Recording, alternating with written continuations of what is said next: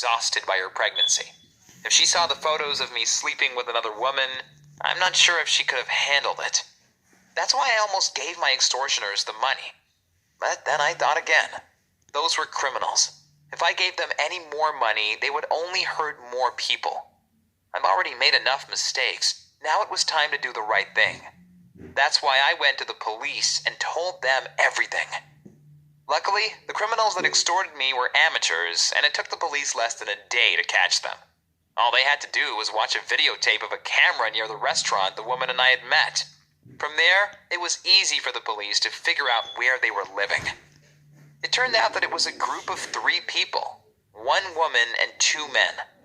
They had probably extorted many other people before, but the police weren't able to find any clear evidence for that. Meanwhile, I went to visit my 8 months pregnant wife inside the hospital. She looked tired, but smiled at me when I walked in. I sat next to her and said we needed to talk.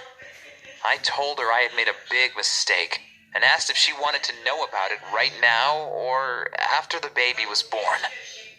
She said, "You can tell me now." And I said, "I have slept with another woman." She didn't respond. She just looked sad and disappointed. I continued. "It happened more than a month ago, and I decided it would be best if I told you about it after the baby was born, to avoid making you feel stressed.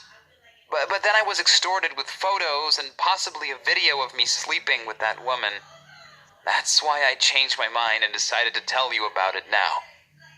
She looked at me and said, "How do I know you would have told me about it if it wasn't for you being extorted?"